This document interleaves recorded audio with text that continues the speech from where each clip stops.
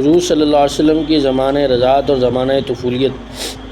سب سے پہلے حضور صلی اللہ علیہ وسلم کو آپ کی والدہ ماجدہ نے چند روز کے بعد ابو لہب کی کنیز صوبیہ نے دودھ پلایا، اور اس کے بعد یہ دولت خداداد حلیمہ سعدیہ رضی اللہ عنہا کو نصیب ہوئی۔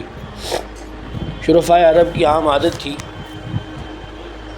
کہ بچوں کو دودھ پلانے کے لیے قرب و جوار کے دیہات میں بھیج دیتے تھے، جس سے بچوں کی جسمانی صحت بھی اچھی ہو جاتی تھی اور وہ خالص عربی بھی سیکھ جاتی تھی، اور اسی لیے گاؤں کی عورتیں اکثر شہروں میں شیرخوار بچے لینے کے لیے جایا کرتی تھیں۔ حضرت حلیمہ سعدیہ رضی اللہ عنہ کا بیان ہے کہ میں طائف سے بنی سعد کی عورتوں کے ہمراہ دودھ پینے والے بچوں کی تلاش میں مکہ کو چلی۔ اس سال قحط تھا، میری گود میں ایک بچہ تھا، مگر فقر و فاقہ کی وجہ سے اتنا دودھ نہ تھا جو اس کو کافی ہو سکے۔ رات بھر وہ بھوک سے تڑپتا تھا اور ہم اس کی وجہ سے بیٹھ کر رات گزارتے تھے۔ ایک اونٹنی بھی ہمارے پاس تھی، مگر اس کے بھی دودھ نہ تھا۔ مکہ کے سفر میں جس دراز گوش یعنی گدھے پر سوار تھے، وہ بھی اس قدر لاغرض تھا کہ سب کے ساتھ نہ چل سکتا تھا۔ ہمراہی بھی اس سے تنگ آ رہے تھے۔ بالآخر مشکل سے یہ سفر طے ہوا۔ مکہ پہنچے تو رسول اللہ صلی اللہ علیہ وسلم کو جو عورت دیکھتی تھی اور یہ سنتی تھی کہ آپ یتیم ہیں، کوئی قبول نہ کرتی، کیونکہ زیادہ اکرام و انعام کی توقع نہ تھی، اور ادھر حلیمہ کی قسمت کا ستارہ چمک رہا تھا۔ ان کے دودھ کی کمی ان کے لیے رحمت بن گئی، کیونکہ دودھ کم دیکھ کر کسی نے ان کو اپنا بچہ دینا گوارا نہ کیا۔ حلیمہ رضی اللہ تعالیٰ عنہ فرماتی ہیں کہ میں نے اپنے شوہر سے کہا، یہ تو اچھا نہیں معلوم ہوتا کہ خالی ہاتھ واپس لوٹے، خالی سے بہتر ہے کہ اس یتیم بچے کو لے لیتے۔ شوہر نے منظور کیا اور یہ اس در یتیم کو لے آئیں، جس سے آمنہ و حلیمہ کے گھر نہیں بلکہ مشرق و مغرب میں اجالا ہونے والا تھا۔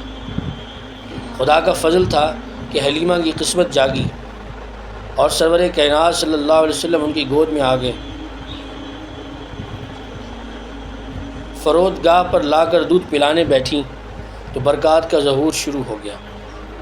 اس قدر دودھ اترا کہ آپ صلی اللہ علیہ وسلم نے بھی اور آپ کی رضائی بھائی نے بھی خوب سیر ہو کر پیا اور آرام سے سو گئے۔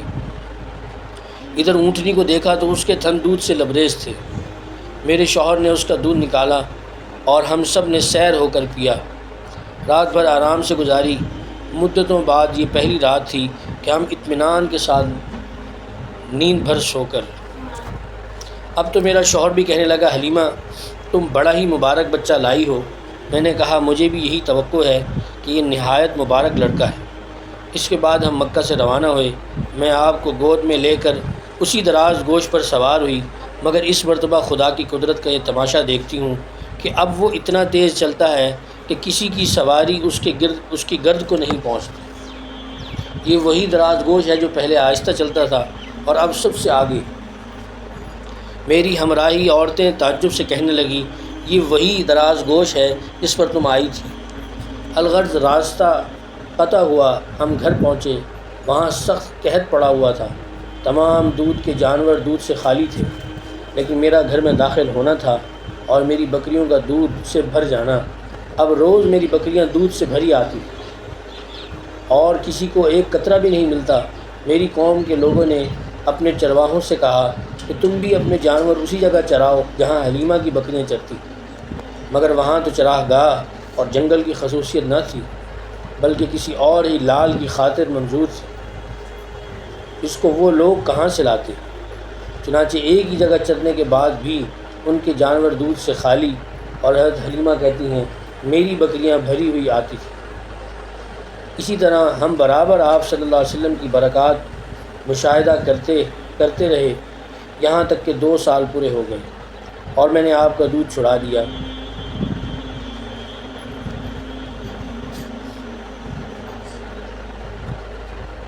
حضرت حلیمہ کا بیان ہے کہ جس وقت آپ کا دودھ چھڑایا تو یہ کلمات آپ صلی اللہ علیہ وسلم کی زبان پر جاری ہوئے، اللہ اکبر کبیرہ، الحمدللہ حمدا کثیرا، سبحان اللہ بکرۃ و اصیلا۔